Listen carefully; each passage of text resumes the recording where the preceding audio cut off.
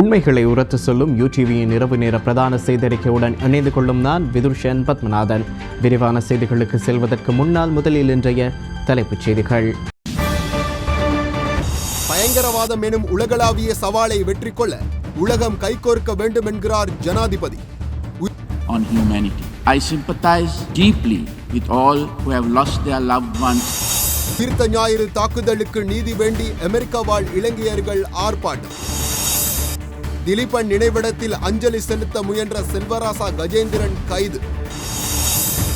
காணி தொடர்பில் நீதியை பெற்றுத்தருமாறு ஞானசார தேரரிடம் மன்னார் மக்கள் வேண்டுகோள்.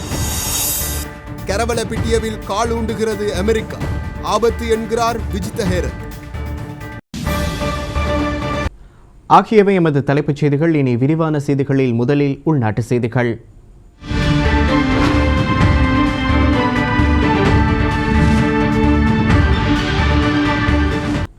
பயங்கரவாதம் என்பது உலகளாவிய சவால் என ஜனாதிபதி கோட்டாபய ராஜபக்ஷ தெரிவித்துள்ளார். ஐக்கிய நாடுகள் பொதுச்சபையின் 76வது கூட்டத்தொடரில் கலந்து கொண்டு நேற்றிரவு உரையாற்றிய போதே ஜனாதிபதி இதனை தெரிவித்தார். ஐக்கிய நாடுகள் பொதுச்சபையின் 76வது கூட்டத்தொடரில் பங்கேற்க அமெரிக்காவின் நியூயார்க் சென்றுள்ள ஜனாதிபதி கோட்டாபய ராஜபக்ஷ நேற்று இரவு இலங்கை நேரப்படி 9:40க்கு உரையாற்றினார். The COVID-19 pandemic has had a devastating impact on humanity. I sympathize deeply with all who have lost their loved ones during the pandemic. COVID-19 தொற்று பரவலானது மானிட குலத்துக்கு பெரும் பிரச்சினைகளை ஏற்படுத்தி இருக்கிறது. தொற்று பரவலால் தமக்கு நெருக்கமானவர்களை இழந்துள்ள அனைவருக்கும் எனது ஆழ்ந்த இரங்கலை தெரிவித்துக் கொள்கிறேன். அபிவிருத்தி அடைந்து வரும் நாடாக இருப்பினும் தடுப்பூசி ஏற்றல் வேலை திட்டத்தில் இலங்கை வெற்றி கண்டுள்ளது. தொற்று பரவல் முகாமைத்துவத்துக்காக இருதரப்பு மற்றும் பலதரப்பு நன்கொடையாளர்களிடம் இருந்து கிடைக்கப்பெற்ற நிதி மற்றும் பொருள் உதவிகளால் இலங்கை பெரிதும் நன்மையடைந்தது. அபிவிருத்தி அடைந்து வரும் நாடுகள் இவ்வாறான நிலையற்ற தன்மையிலிருந்து மீள்வதற்காக சர்வதேச பொறிமுறையொன்றின் ஊடாக அபிவிருத்திக்கான நிதி மற்றும் கடன் சலுகை உள்ளிட்ட மேலும் பல வேலை திட்டங்களை முன்னெடுப்பது அத்தியாவசியமாகியுள்ளது. இலங்கையானது அதிக அளவில் அந்நிய செலாவணியை ஈட்டும் வழிமுறையாக காணப்படுவதும் நாட்டின் சனத்தொகையில் 14% தங்கியிருக்கும் தொழில்துறையுமான சுற்றுலாத்துறை பெரிதளவில் சரிவடைந்துள்ளது. சேதன பசலை உற்பத்தி மற்றும் அதனை பயன்படுத்தி மேற்கொள்ளப்படும் விவசாயத்துக்கான முதலீடுகள் ஊக்குவிக்கப்படுகின்றன. நமது சுற்றுச்சூழலை பாதுகாப்பது நமது தேசிய முன்னுரிமைகளில் ஒன்றாகும். அடுத்த சில தசாப்தங்களில் வனப்பகுதியை கணிசமான அளவில் அதிகரிப்பது எங்கள் குறிக்கோளாக இருக்கிறது. எமது பொருளாதாரத்தை மீள கட்டியெழுப்புதல் மற்றும் தேசிய அபிவிருத்தி வேலை திட்டங்களை செயற்படுத்தும் போதும் சர்வதேச சமூகத்தினரின் ஒத்துழைப்பை இலங்கை அன்புடன் வரவேற்கிறது. முதலீடுகளை பெற்றுக் கொள்வதற்கும் வர்த்தக தொடர்புகளை விரிவுபடுத்திக் கொள்வதற்கும் எமது நாட்டின் அமைவிடம் மற்றும் எங்களுடைய வலுவான நிறுவனங்கள் வலுவான சமூக உட்கட்டமைப்பு மற்றும் திறமையான பணியாளர்களை அதிக அளவில் பயன்படுத்த எதிர்பார்க்கிறோம். வளமானதும் நிலையானதுமான நாடொன்று உருவாக்கப்படுவதற்காகவும் தேசிய பாதுகாப்பு மற்றும் இறையாண்மையை உறுதிப்படுத்துவதற்காகவும் 2019 ஆண்டில் என்னை இந்த பதவிக்கு தேர்ந்தெடுக்கவும் 2020 இடம்பெற்ற பாராளுமன்ற தேர்தலின் ஊடாக புதிய அரசாங்கம் ஒன்றை உருவாக்கவும் மாபெரும் மக்கள் ஆணையை இலங்கை மக்கள் வழங்கியுள்ளனர். 2019 ஆண்டில் அடிப்படைவாத மதவாத தீவிரவாதிகளால் நடத்தப்பட்ட உயிர்த்த ஞாயிறு தின தாக்குதல்களையும் இலங்கை எதிர்கொண்டது. அதற்கு முன்னர், அதாவது 2009 ஆண்டு வரையில் சுமார் 30 வருடங்களாக இலங்கையில் யுத்தம் நிலவியது. பயங்கரவாதம் என்பது உலகளாவிய அச்சுறுத்தல் என்பதோடு அதனை வெற்றி கொள்ள வேண்டுமாயின் விசேடமாக புலனாய்வு தகவல்களை பரிமாற்றிக் கொள்வதற்கு சர்வதேசத்தின் ஒத்துழைப்பு அவசியமாகின்றது. கடந்த அரை நூற்றாண்டு காலத்தில் இலங்கையின் ஆயிரக்கணக்கான உயிர்களும் பல தசாப்தங்களுக்குரிய செழிப்பும் இழக்கப்பட்டுள்ளது. இதுபோன்ற வன்முறை செயல்கள் இலங்கையில் மீண்டும் நடக்காது என்பதை உறுதி செய்வதில் எனது அரசு உறுதியாக உள்ளது. அதனால் அவற்றின் பின்னால் காணப்படும் அடிப்படை பிரச்சினைகளை தீர்ப்பதற்கான நடவடிக்கைகளை எடுத்து வருகிறோம். இனப்பாகுபாடு, மத மற்றும் பாலின வேறுபாடுகளின்றி அனைத்து இலங்கையர்களுக்கும் வளமானதும் நிலையானதும் பாதுகாப்பானதுமான எதிர்காலத்தை உருவாக்குவதே என்னுடைய அரசாங்கத்தின் நோக்கமாகும். இந்த செயற்பாட்டுக்காக அனைத்து உள்ளூர் பங்குதாரர்களுடனும் இணைந்து சர்வதேச பங்குதாரர்கள் மற்றும் ஐக்கிய நாடுகள் சபையின் ஒத்துழைப்பை பெற்றுக்கொள்ள நாங்கள் தயார். இலங்கையின் பாராளுமன்றம், நீதித்துறை மற்றும் சுயாதீன சட்ட ரீதியான அமைப்புகள் தங்கள் செயற்பாடுகளையும் பொறுப்புகளையும் நிறைவேற்ற வரம்பற்ற இடத்தை கொண்டிருக்க வேண்டும். இன்று நமது பொதுச்சபை விவாதத்தின் கருப்பொருளுக்கு ஏற்ப எங்கள் நம்பிக்கையின் மூலம் உண்மையான நிகழ்ச்சியை உருவாக்க வேண்டுமாயின் நாங்கள் அனைவரும் பொதுநலனை கருத்தில் கொண்டு செயற்பட வேண்டும். இறையாண்மையுடன் கூடிய அனைத்து அரசாங்கங்களினது அளவையும் வலிமையையும் பொருட்படுத்தாமல் நியாயமான முறையில் கருதி அவர்களின் வழிமுறைகள் மற்றும் பாரம்பரியத்துக்கு உரிய மரியாதையுடன் வசதிகளை ஏற்படுத்தி கொடுப்பது ஐக்கிய நாடுகள் சபையின் பொறுப்பாக இருக்கிறது. ஆப்கானிஸ்தானில் பௌத்த உரிமைகளை பாதுகாத்து ஊக்குவிக்குமாறு ஐக்கிய நாடுகள் சபையிடமும் சர்வதேசத்திடமும் கேட்டுக்கொள்கிறேன். அனைத்து மனித குலத்துக்கும் சிறந்ததும் நிலையானதுமான எதிர்காலத்தை உருவாக்குவதற்காக உண்மையான ஒத்துழைப்புடனும் தியாக மனப்பான்மையுடனும் நல்லெண்ணம் மற்றும் பரஸ்பர மரியாதையுடனும் ஒன்றாக பணியாற்றுவோம் என்று இந்த மாபெரும் சபையில் அங்கத்துவம் வகிக்கும் நாடுகளிடம் நான் கேட்டுக்கொள்கிறேன். Sri Lanka experienced the devastation wrought by extremist religious terrorists in the Easter Sunday attacks. Before that, until 2009, it had suffered from a separatist terrorist war for 30 years. Terrorism is a global challenge that requires international cooperation, especially on matters such as intelligence sharing, if it is to be overcome. It is my government's firm intention to build a prosperous, stable and secure future for all Sri Lankans, regardless of ethnicity, religion or gender. உயிர்த்த ஞாயிறு தாக்குதலுக்கு நீதி கிடைக்க வேண்டும் என கோரிக்கை விடுத்து அமெரிக்க வாழ் இலங்கையர்கள் நேற்று நியூயார்க்கில் ஆர்ப்பாட்டம் ஒன்றை முன்னெடுத்திருந்தனர். மறுபக்கம் ஜனாதிபதி கோட்டாபய ராஜபக்ஷவுக்கு எதிர்ப்பு தெரிவித்து நியூயார்க்கில் உள்ள ஐக்கிய நாடுகள் தலைமையக கட்டிடத்திற்கு முன்பாக புலம்பெயர் தமிழர்களும் ஆர்ப்பாட்டம் ஒன்றை நடத்தியிருந்தனர். உயிர்த்த ஞாயிறு தாக்குதலுக்கு நீதி கிடைக்க வேண்டும் என கோரிக்கை விடுத்து அமெரிக்க வாழ் இலங்கையர்கள் நேற்று நியூயார்க்கில் ஆர்ப்பாட்டம் ஒன்றை முன்னெடுத்திருந்தனர். தாக்குதல் நடந்து 2 வருடங்கள் கடந்துள்ள நிலையில் பாதிக்கப்பட்டவர்களுக்கு இன்னும் நீதி கிடைக்கவில்லை எனவும் அரசாங்கம் உண்மைகளை வெளிக்கொணர வேண்டும் எனவும் தெரிவித்து இந்த ஆர்ப்பாட்டம் முன்னெடுக்கப்பட்டது. அத்தோடு தாக்குதலின் பிரதான சூத்திரதாரியை அடையாளப்படுத்த வேண்டும் எனவும் ஆர்ப்பாட்டத்தில் கலந்து கொண்டவர்கள் தெரிவித்தனர். அவர்கள் தண்டிக்கப்பட வேண்டும், சட்டத்துக்கு முன் நிறுத்தப்பட வேண்டும். இவர்களுக்கு உண்டான நியாயமான அதிகபட்ச தண்டனை கொடுக்க வேண்டும் என்று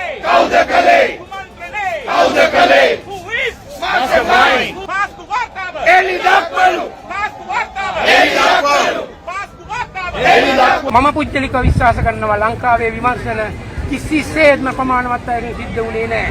අධිකරණයට අපි කියනවා සාධාරණ ඉෂ්ට කරන්න කියලා. හැබැයි අධිකරණයට අපරාධකරුවා ගෙනිච්චේ නැත්නම් අධිකරණයේ විනිශ්චයකරුවන්ට කරන්න දෙයක් නැහැ. ඒ නිසා ඒ අය වෙනුවෙන් කරුණා කරලා සාධාරණයක් ඉටු කරන්න කියන එක තමයි අපි මේ බෞද්ධයන් වශයෙන්, හින්දු අය වෙනුවෙන් වශයෙන්, මුස්ලිම් අය වෙනුවෙන්, ක්‍රිස්තියානි අය හැම කෙනෙක්ම එකතු වෙලා මේ අද රැලිය මේ மறுபக்கம் ஜனாதிபதி கோட்டாபய ராஜபக்ஷவுக்கு எதிர்ப்பு தெரிவித்து நியூயார்க்கில் உள்ள ஐக்கிய நாடுகள் தலைமை கட்டிடத்துக்கு முன்பாக புலம்பெயர் தமிழர்களும் ஆர்ப்பாட்டம் ஒன்றை நடத்தியிருந்தனர். அமெரிக்காவில் உள்ள புலம்பெயர் தமிழ் மக்களும் நாடு கடந்த தமிழீழ அரசின் பிரதிநிதிகளும் இந்த ஆர்ப்பாட்டத்தினை ஏற்பாடு செய்திருந்தனர். கோ பேக் கோட்டா என்ற முழக்கத்துடன் இந்த எதிர்ப்பு ஆர்ப்பாட்டமானது நடைபெற்றதோடு இலங்கையில் இன அழிப்பு நடந்தது, அதனை நடத்தியவர் வெளியேற வேண்டும் எனவும் ஆர்ப்பாட்டத்தில் கலந்து கொண்ட மக்கள் முழக்கமிட்டனர்.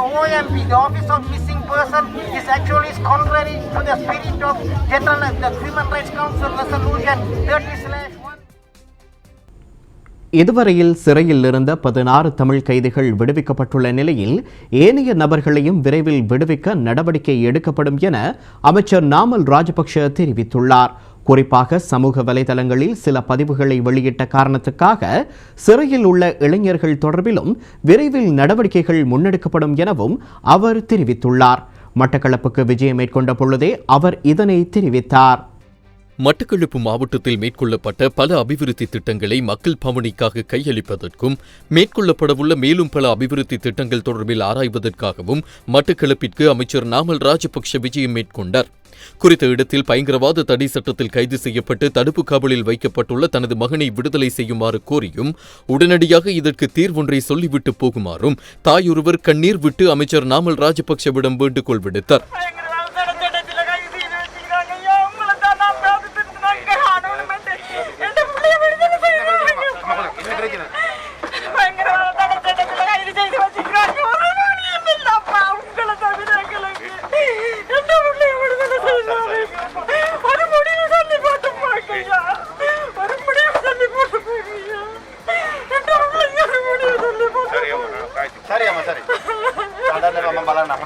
இந்நிலையில் அமைச்சர் நாமல் ராஜபக்ஷ ஊடகங்களுக்கு இவ்வாறு கருத்து தெரிவித்தார்.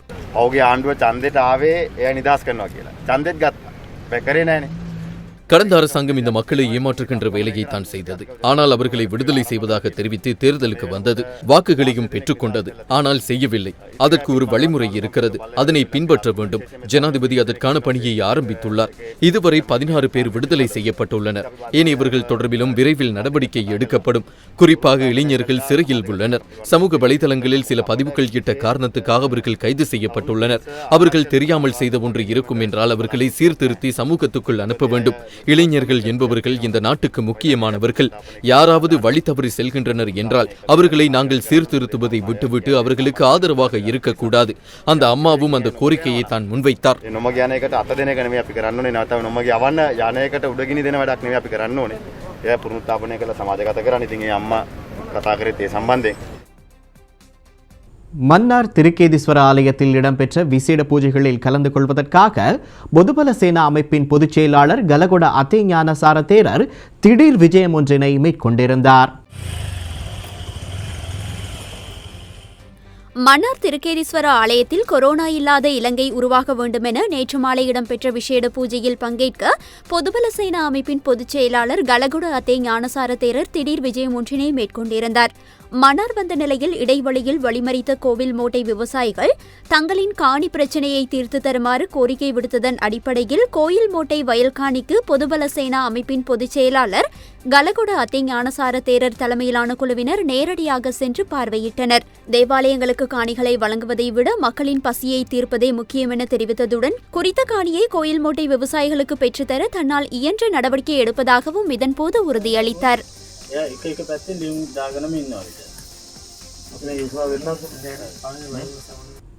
பிரதமர் மஹிந்த ராஜபக்ஷவிற்கும் அரசாங்கத்தின் பங்காளி கட்சி உறுப்பினர்களுக்கும் இடையில் விசேட சந்திப்பொன்று இடம்பெறவுள்ளது.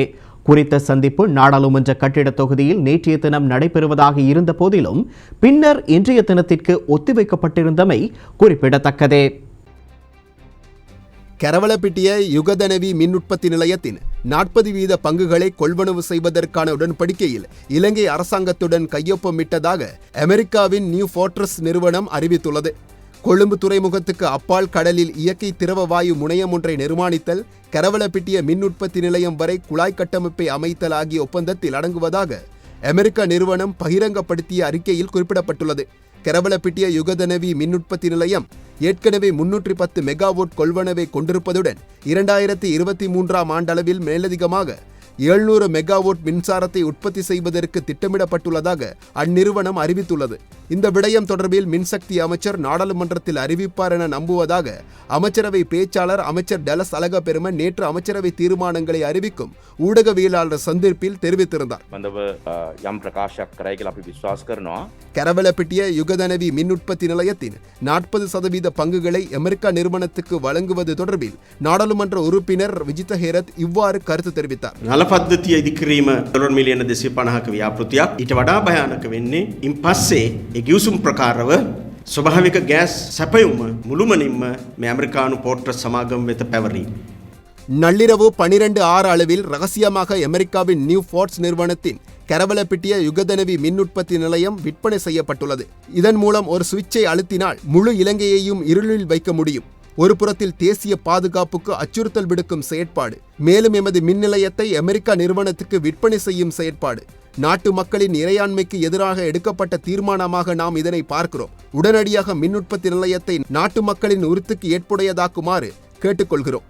மேலும் ஆளும் கட்சி நாடாளுமன்ற உறுப்பினர் மற்றும் அரசை பிரதிநிதித்துவப்படுத்தும் பங்காளி கட்சிகளின் உறுப்பினர்கள் சிலரும் எதிர்ப்பு தெரிவித்து வருகின்றனர். இதேவேளை குறித்த விடயம் தொடர்பில் பிரதமர் மஹிந்த ராஜபக்சவும் அரசாங்கத்தின் பங்காளி கட்சி உறுப்பினர்களுக்கும் இடையில் இன்று விசேட சந்திப்பொன்று அலரி மாளிகையில் இடம்பெறவுள்ளது. யாழ்ப்பாணம் நல்லூரில் உள்ள திலீபன் நினைவிடத்தில் அஞ்சலி செலுத்துவதற்கு முயன்ற தமிழ் தேசிய மக்கள் முன்னணியின் நாடாளுமன்ற உறுப்பினர் செல்வராசா கஜேந்திரன் இன்று பிற்பகல் கைது செய்யப்பட்டார். யாழ்ப்பாணம் நல்லூரில் உள்ள திலீபன் நினைவிடத்தில் அஞ்சலி செலுத்துவதற்கு முயன்ற தமிழ் தேசிய மக்கள் முன்னணியின் நாடாளுமன்ற உறுப்பினர் செல்வராசா கஜேந்திரன் இன்று பிற்பகல் கைது செய்யப்பட்டார். நல்லூரில் உள்ள திலீபன் நினைவிடத்தில் இன்று போலீசார் பாதுகாப்பு கடமையில் ஈடுபடுத்தப்பட்டிருந்தனர். இந்நிலையில் நினைவிடத்துக்கு அருகே கற்பூரம் ஏற்றுவதற்கு நாடாளுமன்ற உறுப்பினர் உள்ளிட்ட சிலர் முயன்ற போது போலீசார் அதற்கு அனுமதி மறுத்தனர். பின்னர் போலீசாரின் தடைகளை மீறி திலீபன் நினைவிடத்துக்கு அருகே கற்பூரம் ஏற்றுவதற்கு முயன்ற நாடாளுமன்ற உறுப்பினர் செல்வராசா கஜேந்திரன் மற்றும் அவரது ஆதரவாளர்கள் இருவரை போலீசார் கைது செய்து விசாரணைக்காக அழைத்து சென்றனர். திலீபனை நினைவு கூற முயன்ற நாடாளுமன்ற உறுப்பினர் செல்வராசா கஜேந்திரன் தடுக்கப்பட்டு விசாரணைகளுக்காக அழைத்து செல்லப்பட்டதாக போலீஸ் ஊடகப் பிரிவு தெரிவித்தது.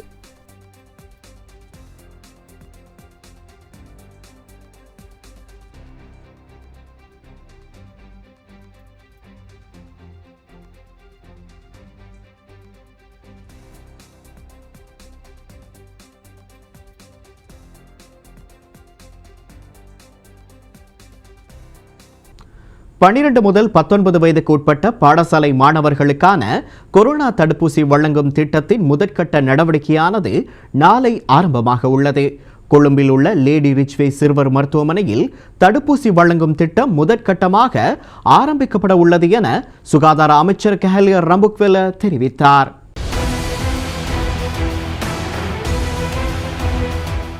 12 முதல் 19 வயதுக்குட்பட்ட பாடசாலை மாணவர்களுக்கான கொரோனா தடுப்பூசி வழங்கும் திட்டத்தின் முதற்கட்ட நடவடிக்கையானது நாளை ஆரம்பமாக உள்ளது.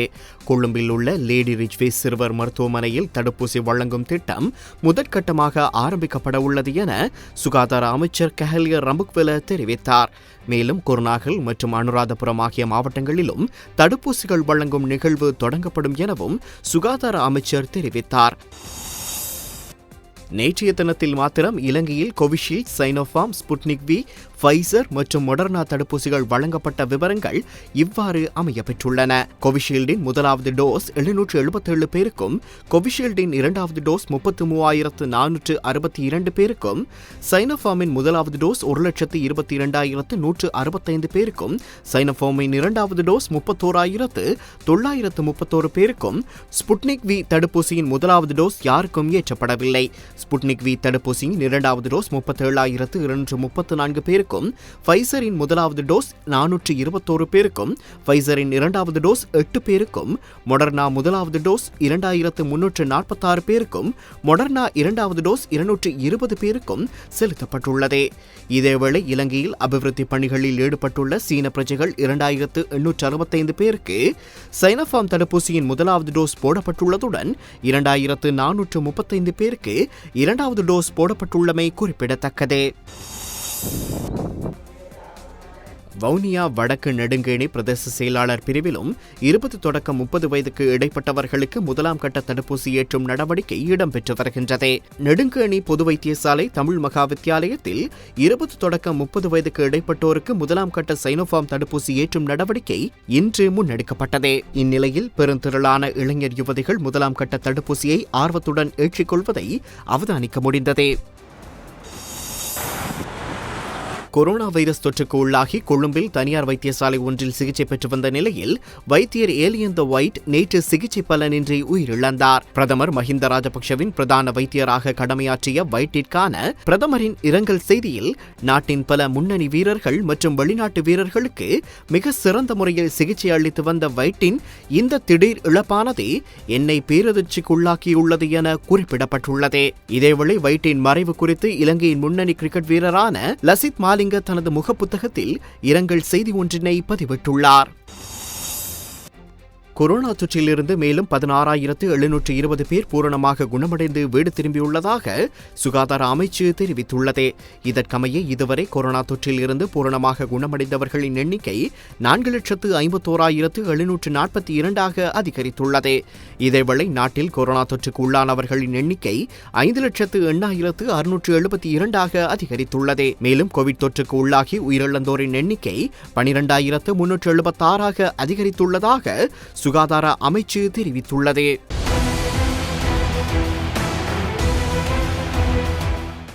சம்பள அதிகரிப்பு உட்பட பல்வேறு கோரிக்கைகளை முன்வைத்து காத்தான்குடி ஆதார வைத்தியசாலைக்கு முன்பாக ஒன்று கூடிய வைத்தியசாலையின் சிற்றூழியர்கள் பதாதைகளை ஏந்தியவாறு ஆர்ப்பாட்டத்தில் ஈடுபட்டனர். சம்பள அதிகரிப்பு உட்பட பல்வேறு கோரிக்கைகளை முன்வைத்து காத்தான்குடி வைத்தியசாலையின் சிற்றூழியர்கள் பதாதைகளை ஏந்தியவாறு இந்த ஆர்ப்பாட்டத்தில் ஈடுபட்டனர். பொது நிர்வாக சுற்றறிக்கையின்படி அனைத்து சுகாதார ஊழியர்களுக்கும் விசேட விடுமுறை வழங்க வேண்டும், கடமைக்கு சமூகமளிக்காத இடையூறுகள் உள்ள சுகாதார ஊழியர்களுக்கு அருகிலுள்ள வைத்தியசாலைகள் அல்லது வைத்திய நிலையங்களில் கடமையாற்றுவதற்கு வசதிகளை ஏற்படுத்தி கொடுத்தல், சம்பள அதிகரிப்பு போன்ற பல்வேறு கோரிக்கைகளை முன்வைத்து இந்த ஆர்ப்பாட்டத்தில் ஈடுபட்டிருந்தனர். இதன்போது ஆர்ப்பாட்டத்தில் ஈடுபட்டவர்கள் சுலோகங்கள் எழுதப்பட்ட பதாதைகளையும் தாங்கியிருந்தனர். வவுனியா பம்பைமடு குளப்பகுதியில் மீன்பிடிக்க சென்றவர் சடலமாக மீட்கப்பட்டுள்ளார். இதேவேளை வவுனியா மாவட்ட கமநல அபிவிருத்தி திணைக்கள உத்தியோகத்தர்கள், விவசாயிகள் வவுனியா மாவட்ட கமநல சேவை நிலையங்களின் நிதி பங்களிப்பில் வவுனியா பொது வைத்தியசாலைக்கு மருத்துவ உபகரணங்களை வழங்கி வைத்தனர். வவுனியா பம்பைமடு குளப்பகுதியில் மீன்பிடிக்க சென்றவர் சடலமாக மீட்கப்பட்டுள்ளார். குறித்த நபர் மீன்பிடிப்பதற்காக நேற்று காலை தனது வீட்டிலிருந்து சென்றுள்ளார். நீண்ட நேரமாகியும் வீடு திரும்பாத நிலையில் அவரது உறவினர்கள் குளத்து பகுதியில் தேடியுள்ளனர். இதன்போது குளக்கரையில் சடலமாக இவர் கிடந்தமை கண்டறியப்பட்டுள்ளது. வவுனியா மாவட்ட கமநல அபிவிருத்தி திணைக்கள உத்தியோகத்தர்கள், விவசாயிகள் வவுனியா மாவட்ட கமநல சேவை நிலையங்களின் நிதி பங்களிப்பில் வவுனியா பொது வைத்தியசாலைக்கு மருந்து உபகரணங்கள் இன்று வழங்கி வைக்கப்பட்டன. கொரோனா தொற்று நோயாளர்கள் அதிகரித்து வரும் நிலையில் அதனை கருத்திற்கொண்டு குறித்த உபகரணங்கள் வழங்கி வைக்கப்பட்டன. 10 ஆக்சிஜன் சிலிண்டர்கள் மற்றும் 3 கட்டில்கள் என 10 லட்சம் ரூபாய் பெறுமதியான பொருட்கள் இதன்போது வழங்கி வைக்கப்பட்டன. குறித்த உபகரணங்களை கமநல அபிவிருத்தி திணைக்களத்தின் உதவி ஆணையாளர், வவுனியா வைத்தியசாலை பணிப்பாளர் க ராகுலனிடம் உத்தியோகபூர்வமாக கையளித்தார்.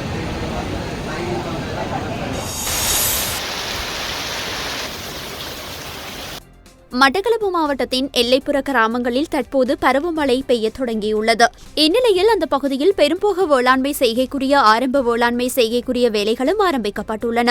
மட்டக்களப்பு மாவட்டத்தின் எல்லை பிரதேசமான பிரதேசத்தின் 25ஆம் கொலனி, பூச்சிக்கூடு, கத்துன்வட்டை, ராணமடு, மாலையர்கட்டு, சின்னவத்தை, ஆணையட்டியவெளி உள்ளிட்ட பல பகுதிகளில் தற்போது மாலை வேளைகளில் மழை பெய்து வருவதால் இந்த பகுதியில் அமைந்துள்ள வயற்கண்டங்களில் பெரும்போக வேளாண்மை செய்வதற்குரிய ஆரம்ப வேலைகள் மேற்கொள்ளப்பட்டு வருகின்றமை குறிப்பிடத்தக்கது.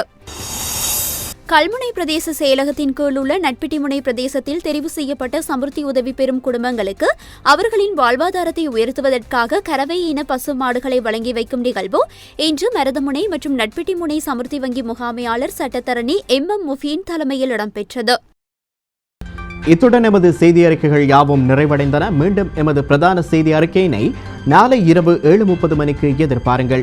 யூடியூபின் நிகழ்ச்சிகளையும் செய்திகளையும் உடனுக்குடன் அறிந்து கொள்ள எமது யூடியூப் தளத்தினை சப்ஸ்கிரைப் செய்து கொள்ளுங்கள்.